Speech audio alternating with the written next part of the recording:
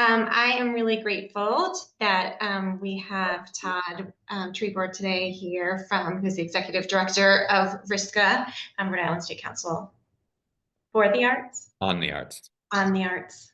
I never can get the preposition correctly. Right. We have been doing a series of conversations with the Alliance with state leaders to better understand the priorities of state agencies as well as financial outlook that can impact nonprofits. I know that RISCA has been doing a great job of information sessions and getting information out to grantees and artistic partners, but we wanted to still have an opportunity to have the conversation so that we can make sure that everyone in the arts community is operating from the same information, and as they are making their own plans and thinking ahead in what is a tumultuous environment right now. So first I wanted to say to our nonprofit folks on the line, thank you for all you're doing. I know that this is a really stressful time and things are changing daily, and it's really hard to have that on your shoulders as you're trying to navigate your programs and serve the communities that you serve every day. So just first, thank you for persevering in this, and we want to be a support at the Alliance in any way that we can. So as you think of things that would be helpful, whether that's programs or topics or things that you want funders to know about your situation, please let us know so that we can be helpful in any way that we can.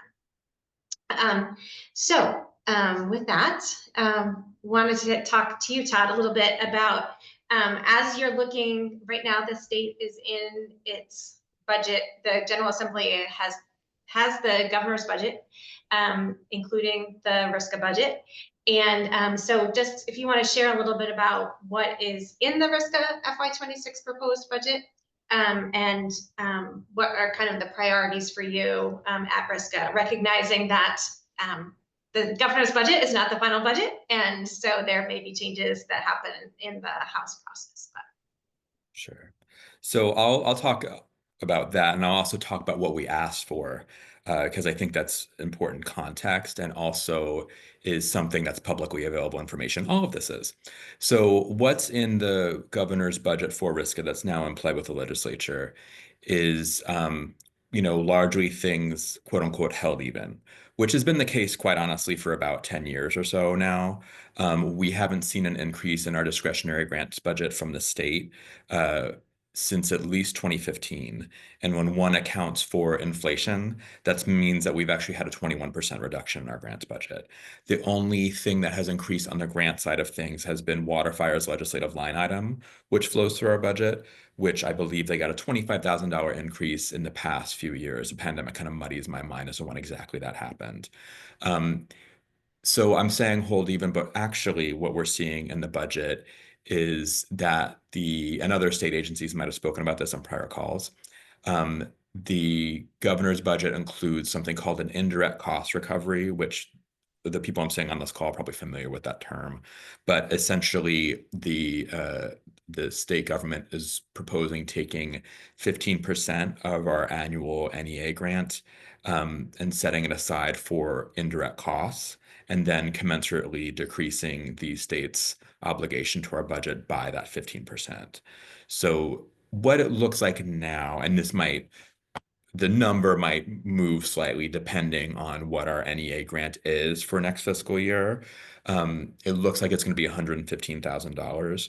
So while the intent of that idea is to, again, set aside some of our federal grant for the sake of indirect costs, what it effectively does, because our NEA grant is a third of our budget, and we use 65% of that to pay for administrative costs already, including half of our full-time equivalent staff, it's going to mean that our federal funds for grants will be reduced by $115,000. Going back to what we actually proposed, and again, others might have spoken about this. This is clearly, we knew this was going to be a difficult fiscal year for the state, regardless of the election. We submit our budgets for, in this case, FY26. We submit our budgets in September of 2024.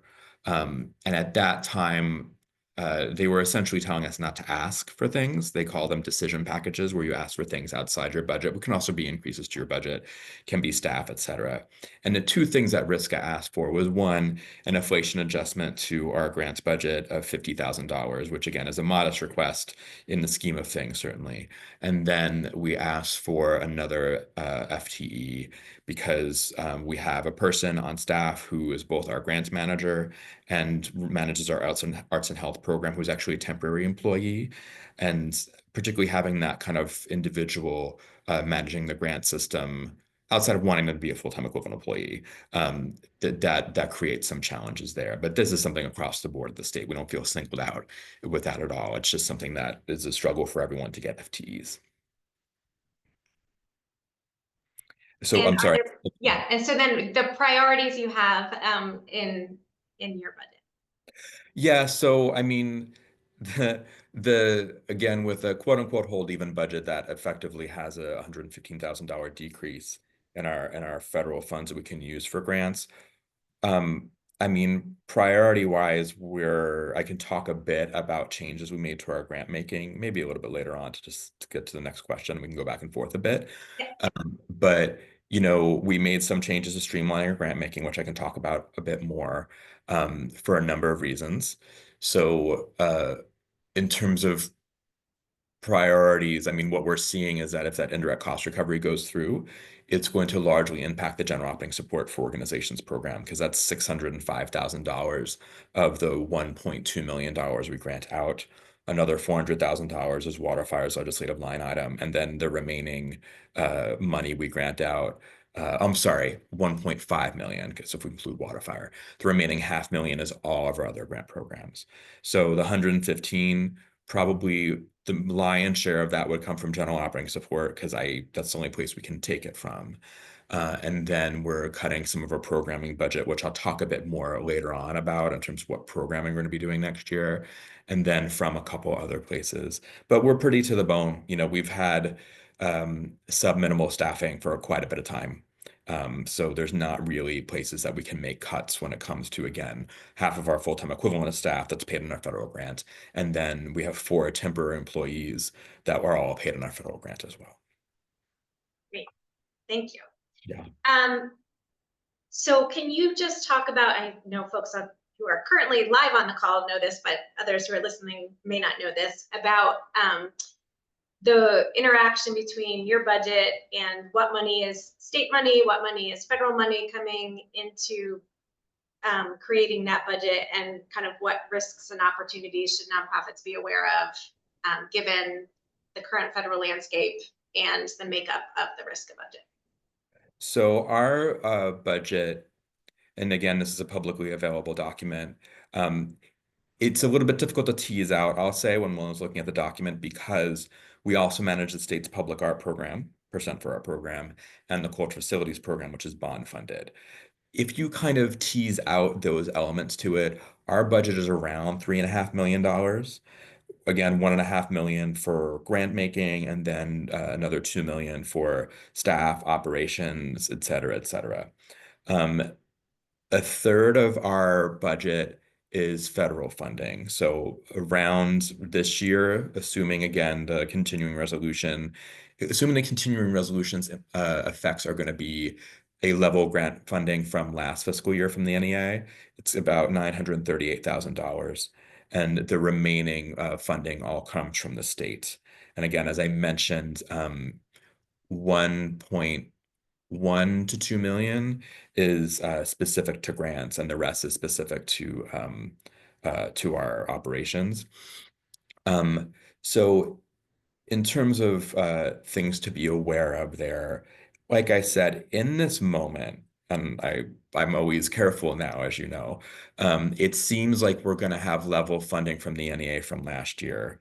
It seems like we're going to have that indirect cost reduction, which will again reduce the general operating support for organizations budget primarily. The thing to just be aware of as things evolve in the next years, I should say, is that the federal funding has specific constraints around it, and the state funding does as well. So like I said, it's about a third, a third, a third. So one of the things to know is the third of the funding from the federal government has to be matched by money from the state. So 2/3 of our budget has to follow specific rules, and the other third has to follow specific rules. The federal funding that we receive, the main rules to know are that that funding can't be used for individuals unless they're associated with a project. So we can't use it for our general operating support for artists program, for instance. Um, it is also the case with federal funds that they can't be used for fiscally sponsored nonprofits. And many of you might be aware that we are very, what's the word I'm looking for? Open in our sense of who we fund with our funding, meaning that we do fund fiscally sponsored nonprofits. We think that's important, but that means we have to do it with that state money over here. The other thing to be aware of with our federal funding is that our state funding we have to spend within the fiscal year. Our federal funding we have 18 months. So there's decisions that are kind of fascinating financial calculus about what we do and how we do, knowing the time frames that we have for each of those types of funding.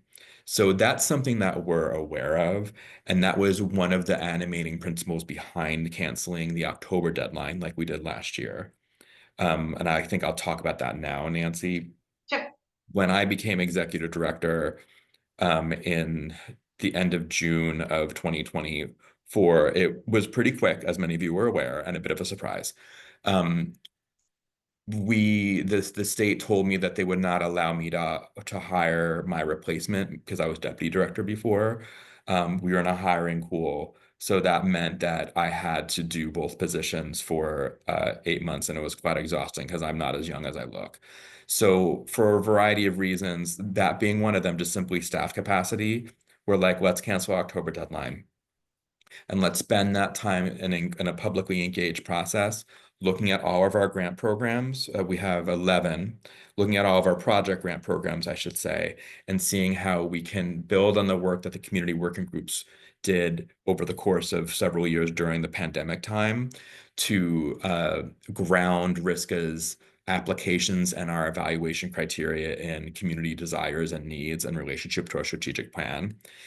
Having done that, many of the applications look different. We're like, okay, let's see how we can streamline them and be consistent across programs.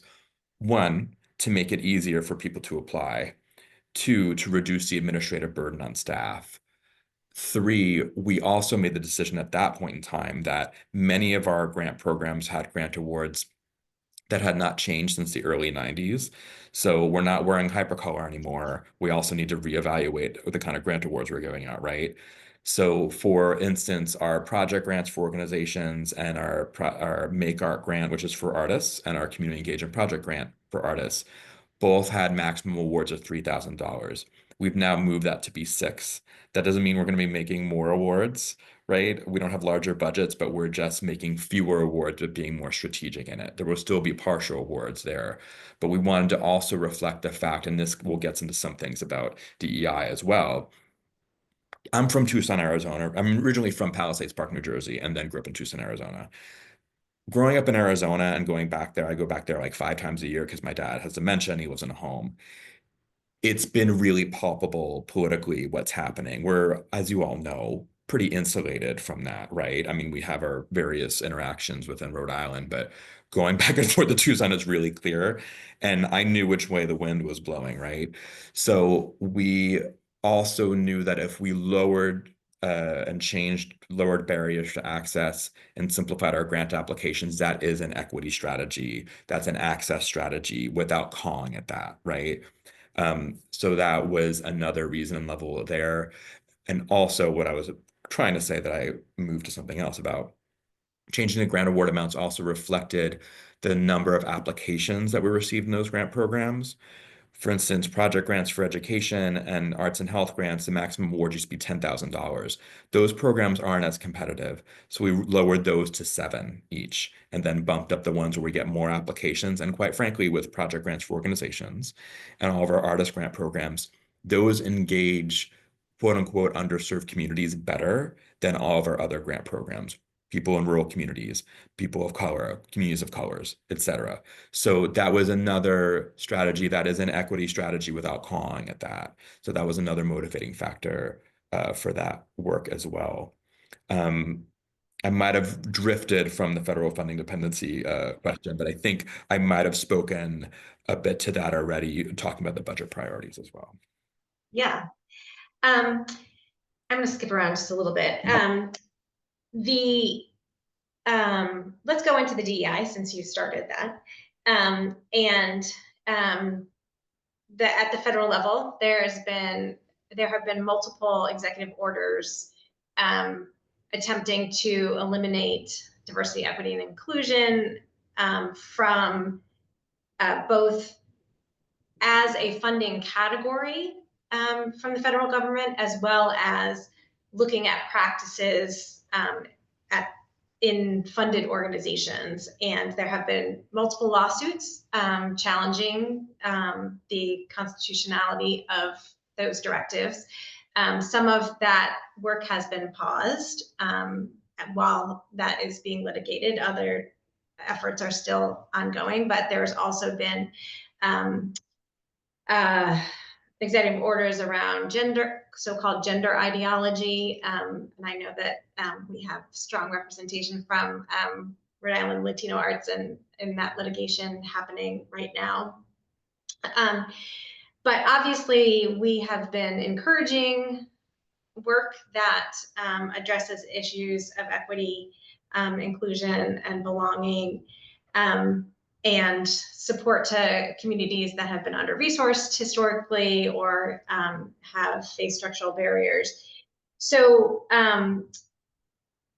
RISCA has had a long effort in growing these areas. And so how are you thinking about DEI, DEIB, DEI, JEDI, whatever acronym you're using, and how to continue to support all Rhode Islanders, particularly those who have less access to the arts, moving forward?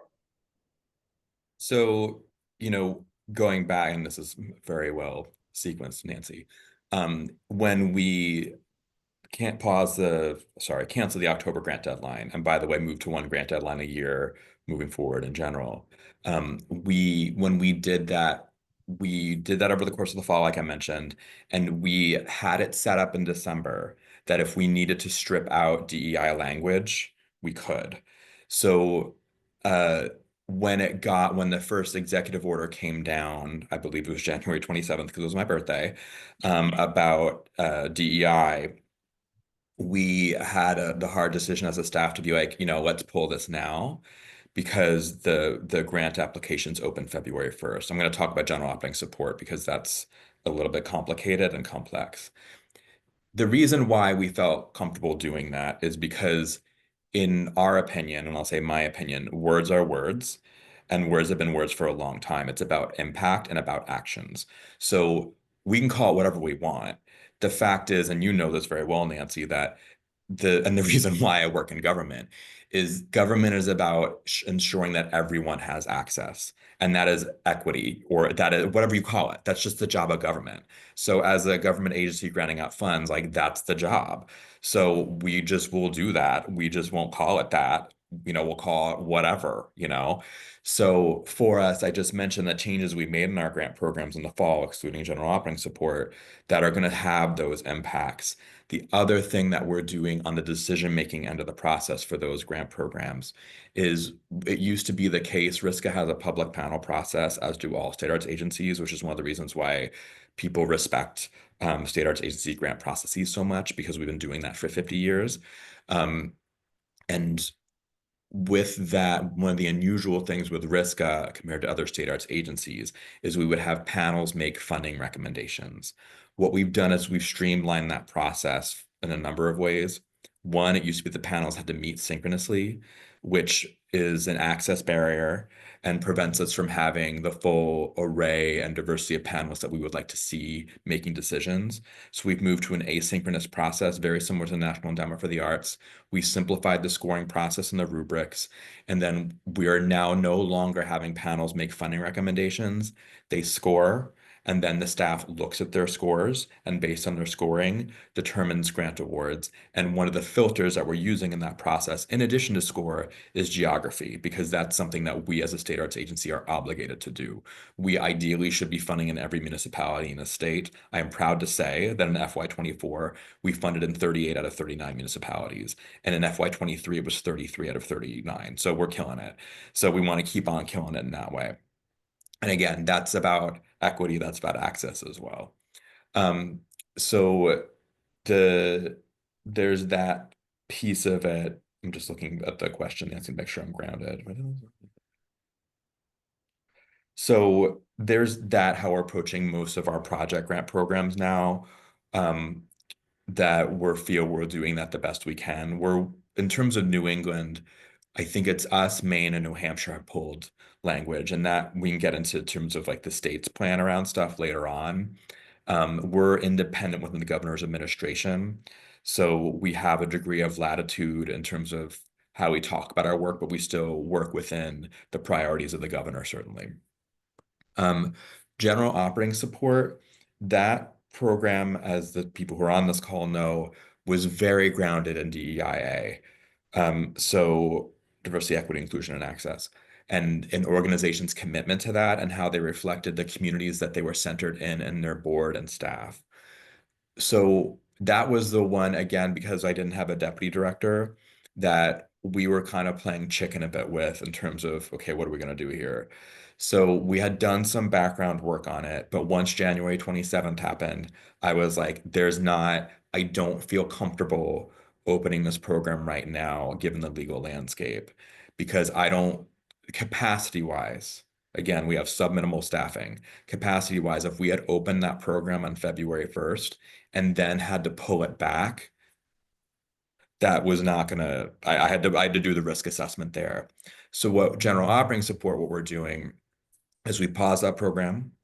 We're not accepting new applicants. We had 10 organizations that were eligible. For those who aren't aware of that program, the general operating support program provides 3-year grants to organizations. What we're doing is we're waiting until we get the award announcement for our NEA grant for next fiscal year starting July 1st, because all of our grants given out this April 1st deadline are for next fiscal year, and to see what the constraints are within, or what the compliances and assurances say there. And then we're going to base our application on that. We've have 3 different scenarios that the general operating support programs are aware of, sorry, recipients are aware of. One, that their final reports will function as their applications, which happened during the pandemic as well, and our council is aware of that and has approved that strategy. So if we can do that, we'll just do that. That's the easiest thing to do. Or if we have to have organizations reapply and make funding adjustments, then we'll do that through a simple application that will likely be due mid-May. Again, we're going to see which way the wind is blowing mid-April. And then the third scenario is we might do scenario A or B, but we'll delay that until later, and a little bit later into next fiscal year. And then, the general operating support organizations are aware of this. Our funding formula that we have is based on budget, but then considers if an organization is centered in an underserved community, meaning it reflects the majority of its board and staff is reflective of a community defined as underserved by the NEA. I've been talking with the general operating support organizations since last year that we're going to move away from that to a reality where it's some kind of flat funding structure, where whether you are the Rhode Island Philharmonic or the Rhode Island Wind Ensemble, you get $10,000. And there might be another level within there. We just have to kind of see the budget's going to really impact that. And then we're going to move from the program having an annual deadline where it's a different budget cohort applying every year to just having one deadline every 3 years, which isn't great in a lot of ways. But again, in a reality that we're facing where our budget's going to get smaller, before it's going to get larger, to be real. And again, subminimal staffing. Running a grant program once a year for a different cohort doesn't make any sense. So if we run it every 3 years, that allows us to do other work that's going to be more supportive of the sector and more supportive of the sector advocating for itself and for more funding to RISCA or just the arts and culture sector in general moving forward.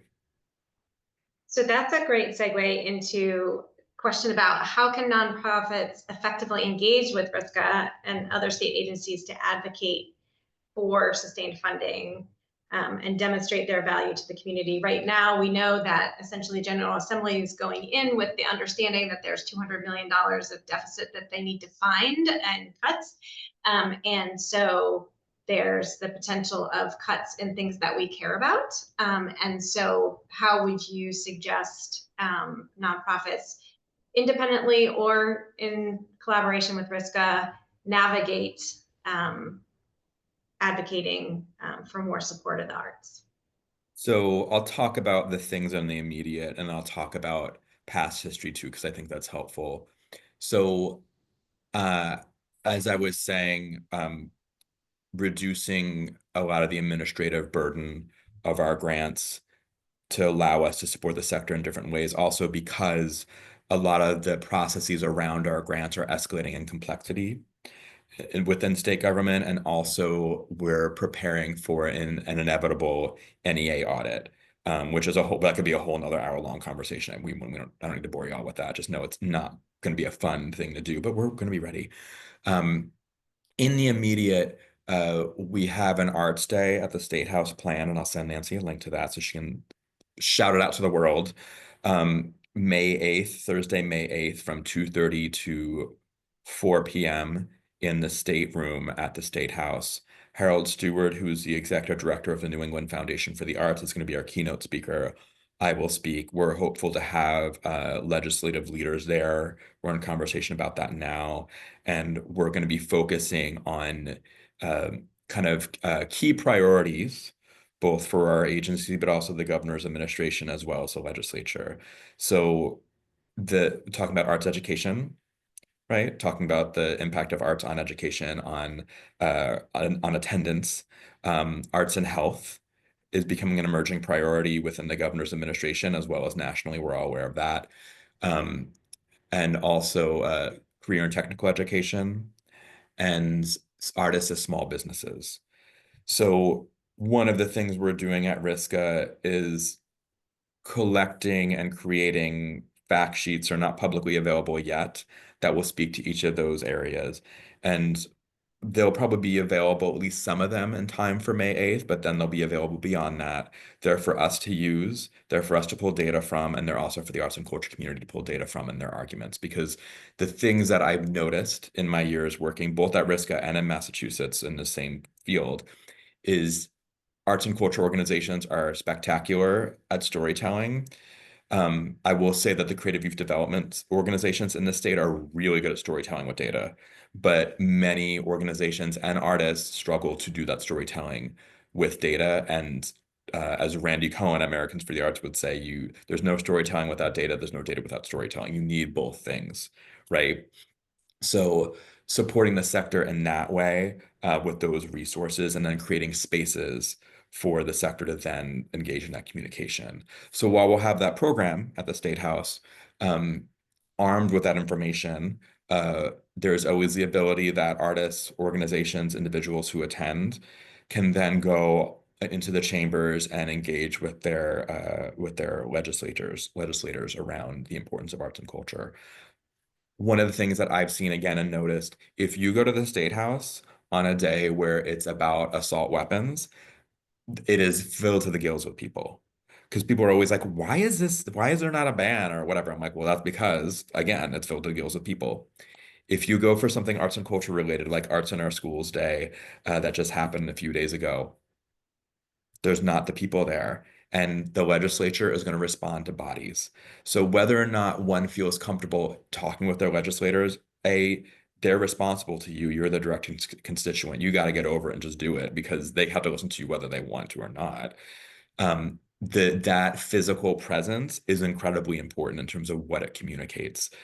So that's just something to be aware of. So again, we'll be holding that event in May. We're going to be doing it annually in some way, shape, or form. Arts in Our Schools Month, which happens in March, we're going to do a better job of amplifying and also connect as another advocacy opportunity.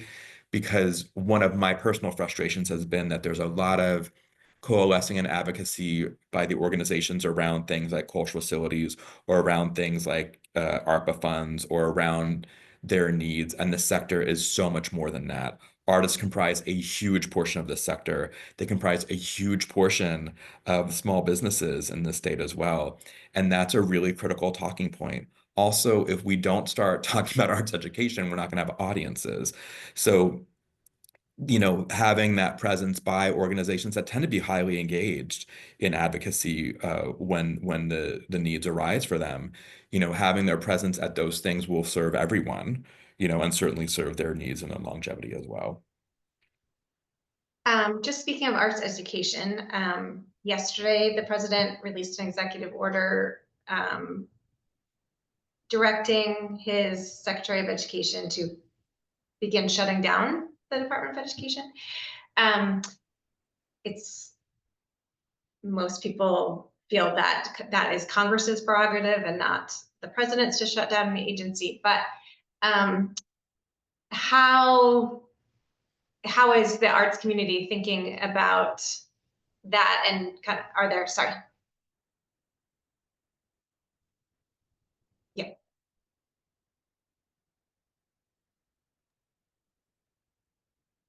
All right, can you hear me, Nancy? Yeah.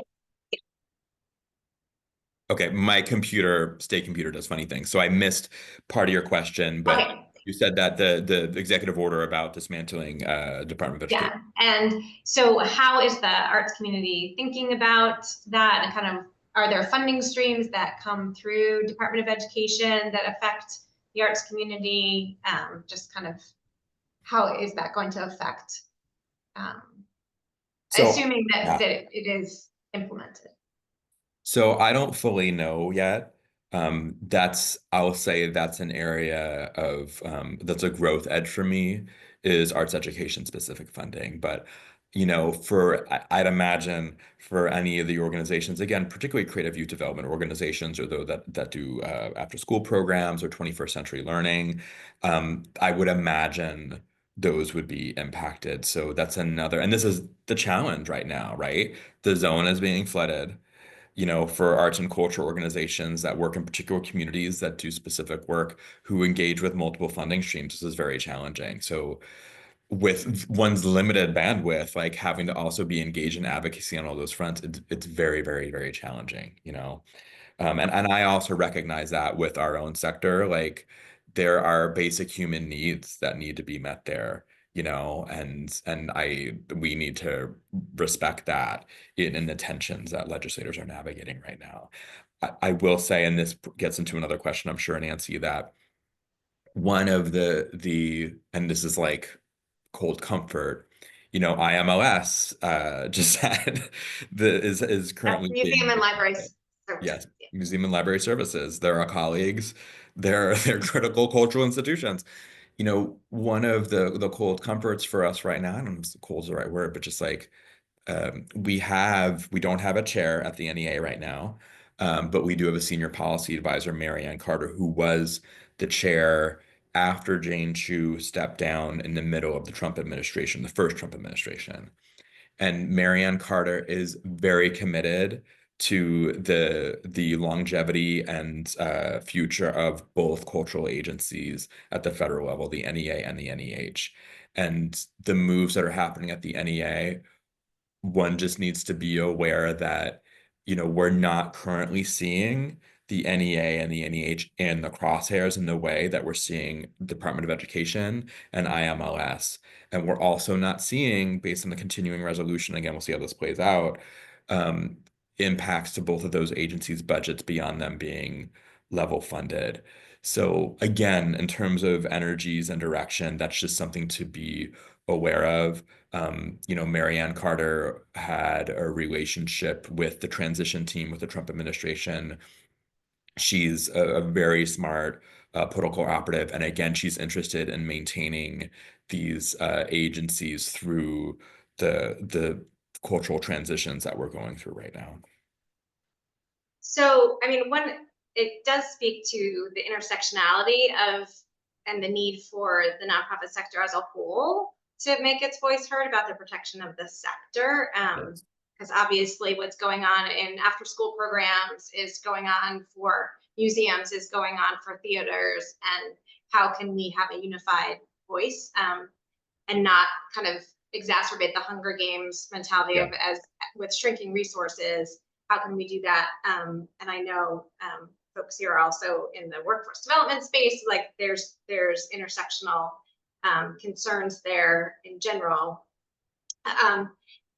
Also, just want to raise the reality that our congressional delegation is very supportive of Mhm. the sector. I know they're very Yes. supportive of the arts, and they are also in the minority. And so if you have relationships with folks who are in other states, particularly in states that delegations that might be less supportive of funding for the arts or the humanities, to make sure that you're encouraging them to have their voices heard with their delegations so that they can weigh in support of both FY25 as well as FY26 appropriations and budget. Encourage you to continue the conversation you've had with our delegation so that they are up to date on the challenges that you're facing, but also recognize that they have been fighting for support of the arts and of the nonprofit sector for a while. And I don't anticipate them changing that, but they're also have limited power in being the minority party in both houses right now. And so hearing them speak multiple times in the last few months a mantra is really activating folks in other states who may have Republican representatives or senators who need to hear about the importance of these things. So as we look forward, and particularly looking at FY26, assuming that everything is implemented from the continuing resolution right now, there's a lot of talk about significant cuts through the budget process. So what we've been dealing with up to this point has been the Department of Governmental Efficiency just slashing budgets. That's IMLS. Like that was congressionally appropriated funding. So we're looking at litigation right now to restore what went through the last budget process and what has been approved. And so if any of you are having issues with currently approved appropriated funding, we are putting together at the Alliance, we're putting together legal supports and training for organizations that are affected in your FY25 budget. I know that I've heard from a few arts folks who have some preservation grants and things that they're not able to access. Please let us know, because we're working really closely with the delegation and the Attorney General's office on that. But we are also recognizing that we have some legal levers right now for the funding for FY25 because it has gone through Congress and was appropriated. And as the FY26 budget is developed, there may be draconian cuts that are implemented from the outset. And so kind of that legal lever won't be there. So how is RISCA thinking about, so looking a year ahead, scenario planning, or how would you encourage nonprofits to be thinking as we look at a further constructed budget that may not have those legal levers available moving forward? So, in terms of RISCA, some of what I mentioned already, in terms of the grant streamlining that we did, one of the intents of that, as I mentioned, was reducing administrative burden for us as well as our grantees, but also prepares us for a future reality. If we did have staff cuts, where we'd still be able to have the same grant programs because the grants are similar in construction, that an individual can manage more than one. If that were the case, that would severely constrain the other services and work we do for the sector. But grant making is a core element of all state arts agencies' work, so we continue that work. And also, just one thing I want to mention I didn't say before, we made 277 grants in FY24. We're projecting at a minimum for FY26. So for this April deadline, that will make 225. So while we're streamlining things, 50 grand awards is a lot less, but also not as significant as people might be thinking in a lot of ways. So there's that piece where I'm thinking about how we can essentially cut costs because we're not going to get more money and what that looks like.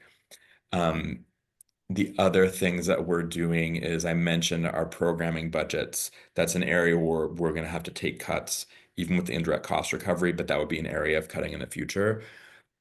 Before, it used to be that the RISCA grant program directors each had modest programming budgets. Now what we've done is consolidated them all together. So for those on the call who know me, I'm a very collaborative person in a very genuine way. I don't like doing things alone. My background is in ensemble theater, is in ensemble devised theater specifically. I did all comic opera. I've never done anything with the exception of one project where I wasn't working with other people in some way. So that's how I have ran the staff as deputy director internally, is starting to have them work on projects together that were modest in nature, that build trust and familiarity, and then kind of expanding from there to the simplification process of our grants. The next horizon for that is programming. So they're going to be doing a lot of programming together with that budget together.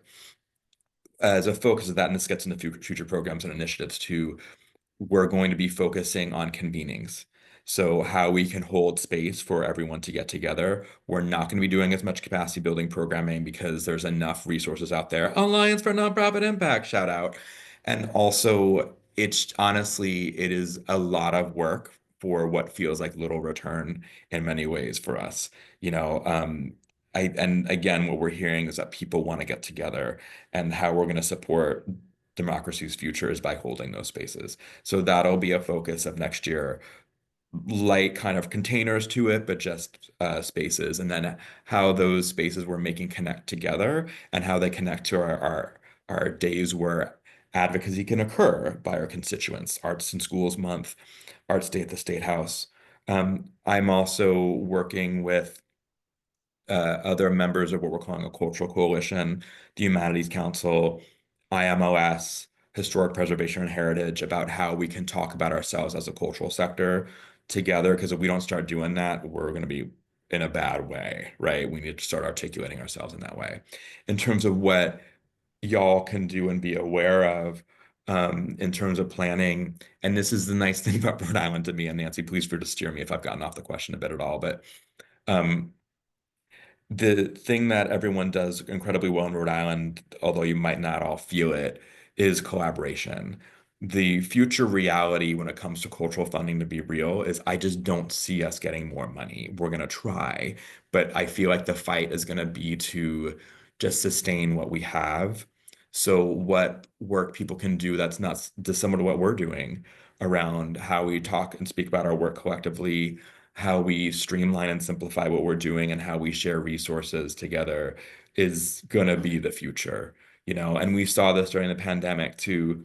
Organizations that were smaller, had less infrastructure, were able to, it wasn't a pleasure cruise for anyone, but were able to operate and sustain and survive much more easily than larger organizations that had unions and infrastructure, and all those things. The NEA, for one of the many reasons it was founded, was to create and build America's internal and external cultural power. So that meant investing in large institutions in a way not dissimilar to what we saw in Europe by rich people in earlier centuries. And that's just was never sustainable, and it's not sustainable now. So again, having that mindset, which I know you all have, and is an easy thing to say and a difficult thing to do, is probably the way to go. Great. I want to have some time for questions that folks have, but I'm going to turn off the recording for the questions. So I want to just have a couple things on the recording, which are the Alliance. We are trying to offer additional technical support coming up. So if you are thinking about, we need to do some scenario planning, or we need to be thinking about staffing structures in a different way, those kinds of things. We're going to pretty soon have a portal that you can do requests, kind of say these are some of the needs that we have. It's not grant based, it's technical assistance based, but we also will have additional legal training and legal support for organizations, particularly that are navigating federal regulatory issues from executive orders and executive action. So that is my plug for that. And just a reminder that 401 Gives is coming up in a little over a week. So make sure that you're participating in that. With that, I want to thank Todd for the recording, and I am going to stop that.